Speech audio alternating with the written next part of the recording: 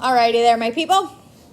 Here in section 1.1, we are talking about graphs of equations. So our goal is going to be to graph the equations that we see. Before we get into that, we are going to define the terms function, domain, range, and intercepts. We're going to talk about the VLT, our vertical line test. And we're also going to make t-charts to identify solutions, solution points to an equation, and then use these points to make a graph. What I like about this particular technique is it will work all semester long. So hopefully you had a chance to complete your warm-up. You were asked to evaluate using your friend and mine, the order of operations. That's our PEMDAS there. You want to make sure you show all work. Try to do them without a calculator, but I'm not judging. If you have to use a calculator, use a calculator. It's perfectly fine. I want to show you some answers, however. So hopefully your answer to number 1, you got 1. Number 2 is 31. 3 is 88. 4 is 24. 5 is 2, and 6 is 38. So we'll give you a second. I'm going to run around, see how you did, help you out. A little bit of vocab for you to go ahead and take a look at. Probably one of our most important definitions that we talk about here in our Algebra 3 class is this definition of a function. A function, quite simply, is a relation where each value of the domain is paired with exactly one value of the range. Once again, a function is a relation where each value of the domain is paired with exactly one value of the range. One input gets exactly one output.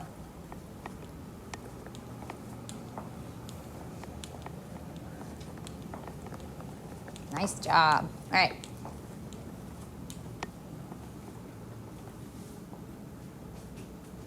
A relation where each value of the domain is paired with exactly one value of the range. We're going to go ahead and just take some time to talk about the vocabulary. I see some of you jumping down to domain. Nice job. Domain is just your possible values of x. These are also called our inputs.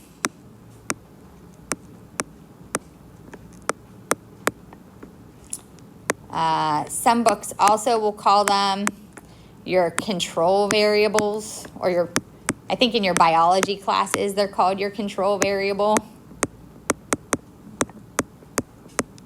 Also in your bio class, it might call them your independent variable. Yeah.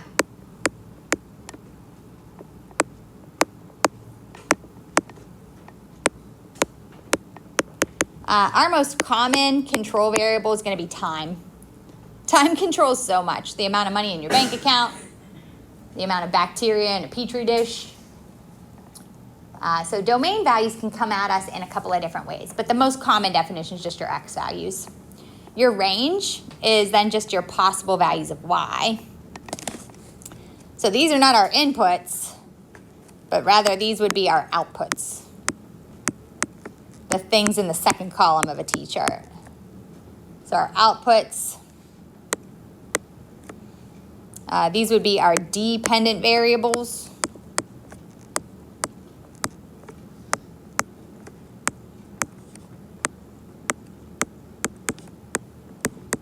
All that good stuff.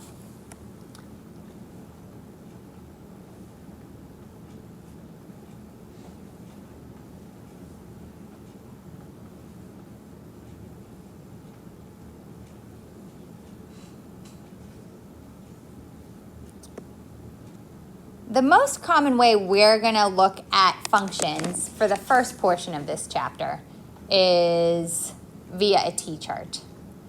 So what you're seeing here is a list of control variables or values in the domain paired with values for the range, or your y values. And what I love about this particular t-chart is that each input is mapped onto exactly one output. In other words, I don't see any x values repeating. When I see unique x values, in other words, x values that don't repeat, that's my key giveaway that this particular relation is actually a function. If I took a moment to plot these points, for instance, if I wanted to plot the point 1, 2, I would go over 1 unit and up 2 units to get that dot right there. 2, 4 is over 2 and up 4 units. 3, 6 is over 3 units and up 6 units. 4, 8 is over 4 and up 8.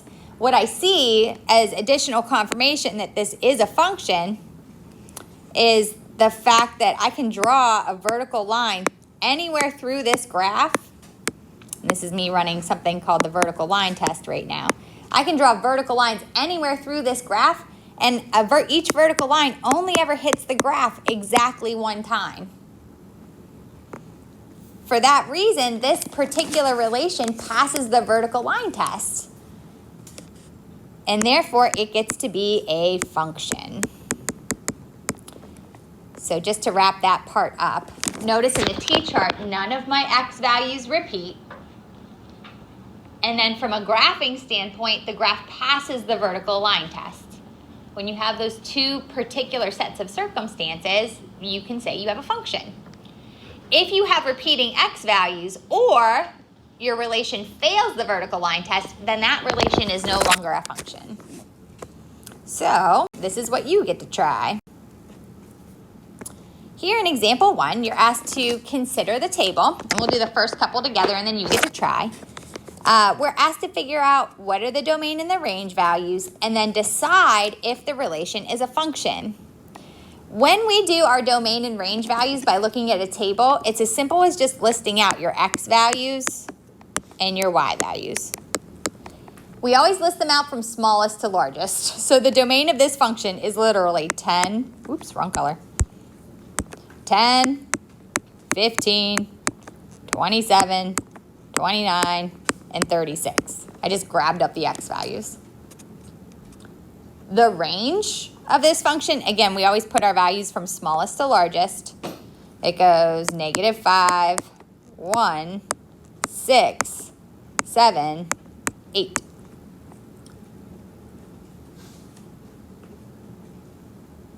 In looking at the t-chart, none of these x values repeat. Like the 15 doesn't come across twice, the 27 only appears once, 36 only appears once. So this, my friends, is a function. So we would just circle yes. Each input is mapped onto exactly 1 output.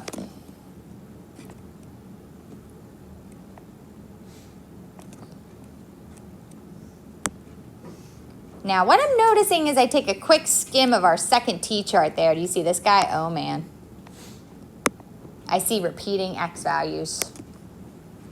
Whenever you have x values that repeat with regard to listing out your domain, you only need to list them once. And again, we always rate our domain and range from smallest to largest. So the smallest x value I see on that t-chart is 0. And then we have 2. You only have to write it 1 time, though. 4, and then 6. As far as our range values are concerned, these are just your possible values of y. And I always go from smallest to largest. So this will be 0, 2, 4, 6, 8. Ooh, do we appreciate Mrs. Lucas? Just kidding. All right. Those are your range values. And then you see how we had those repeating x values there? This relation, if I graphed it on the coordinate plane, would actually fail the vertical line test, which means no. This can't be a function. You can't have repeating values of x. That input is mapped onto multiple outputs. It violates our definition. That domain value is mapped onto multiple range values. You can't have that. All right, you get to try, kids. See what you got. There's your answer there. Ooh, I saw a couple of yeses and nos. Remember, you can have repeating y values. That's okay. That's going to make a horizontal line. Horizontal line passes the vertical line test infinitely many times. So this will be a horizontal line. It actually passes the vertical line test. And again, the bad guys are your repeating values of x. If your x values repeat, that violates the definition for being a function. So part C is a function. Remember, any repeating values, you only need to list those one time. All right, little throwback problem set there. The idea, and you all did an awesome job with this part on your quiz. I was super pumped. The transition we need to make now is after we plug something in for x, we get something out for y. Instead of just writing that last number, we're actually going to write it as an ordered pair because we have to actually graph today in class, and that's actually our goal for today, is to make some graphs with t-charts. So here in example 2, what I'm going to go ahead and review with you is just the skill of evaluating a function. So again, I always just copy the function down as I see it, and then wherever there's an x, I put a blank in there.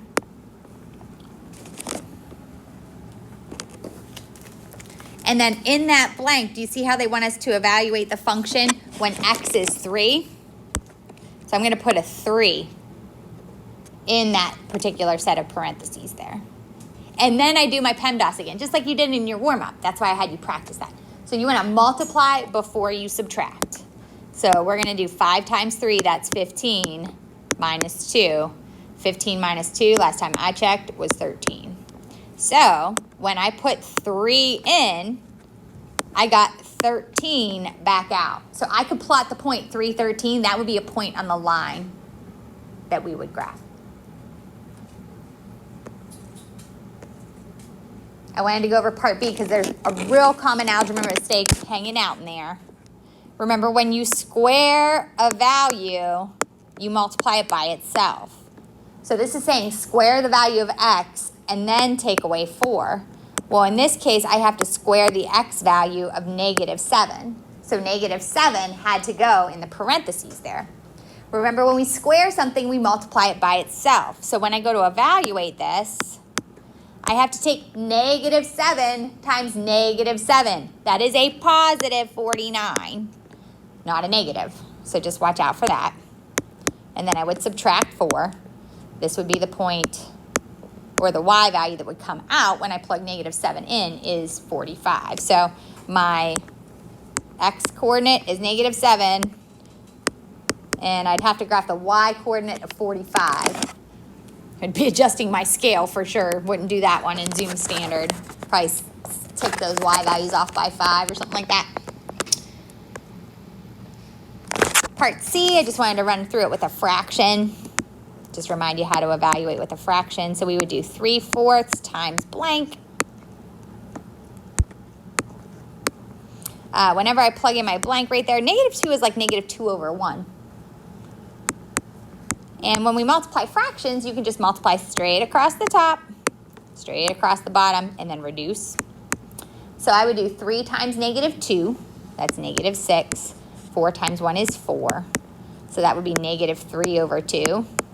And since we're going to be graphing this, I'm actually going to go one step further. I like graphing decimals better than fractions, so I would write that as -1.5. It's a little easier to plot that. So when we plug -2 in, I got -1.5 back out.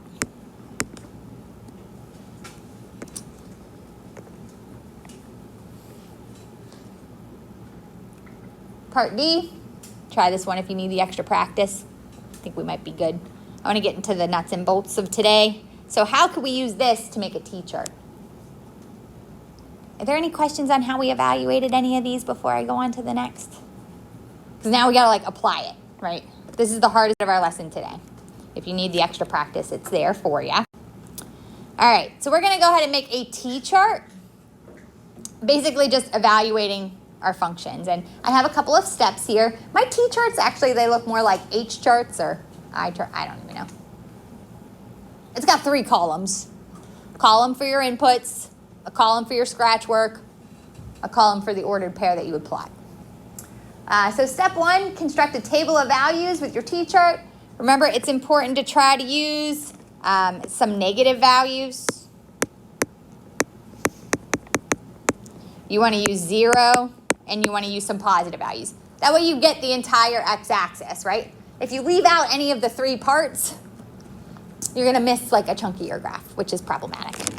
You want to get an entire picture of what's going on. So this is what you're going to do on your homework tonight. Now, I'll show you where it is. You just have a couple of them. After you plug in negatives, 0, and some positives, and you get to pick. You get a little bit of choice here.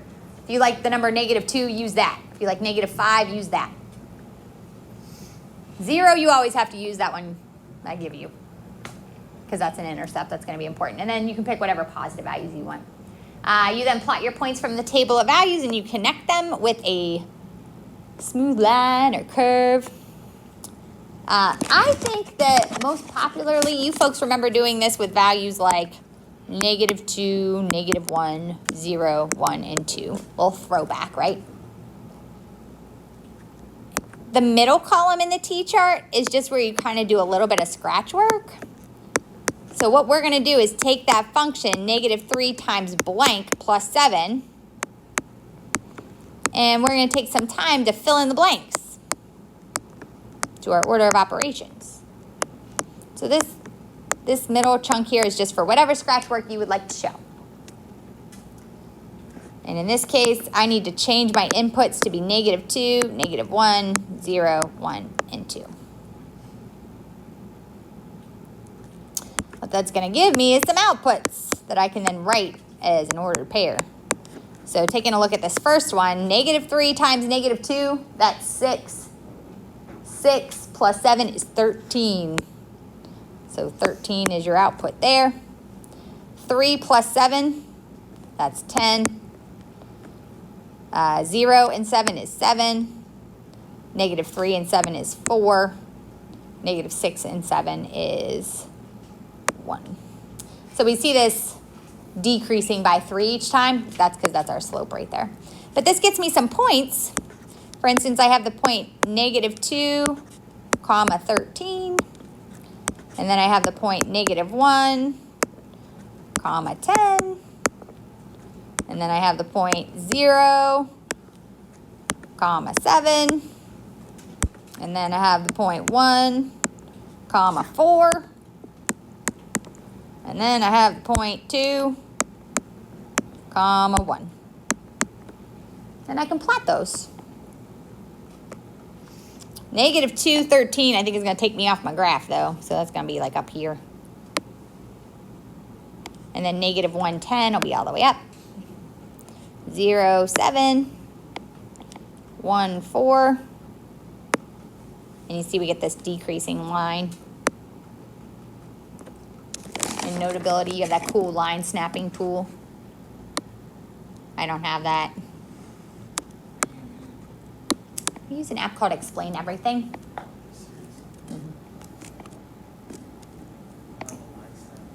I don't have a line snap, I know. I'm a big loser.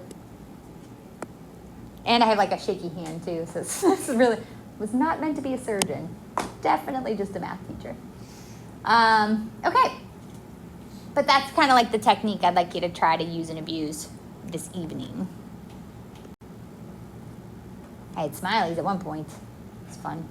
Back in the day. Okay, example 4, I wanted you to try. Little IP, little independent practice. That looks pretty good. See ya. Have a great day. Use that to check your answers there to example 4. Little extra example if you need it. You can also check these tables of values on your calculator. Wrap up your conclusion question. A little bit of independent practice for you. Again, plugging in -2, -1, 0, 1, and 2.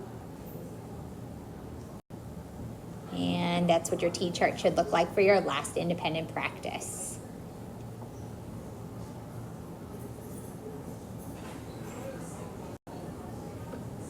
Have an excellent day.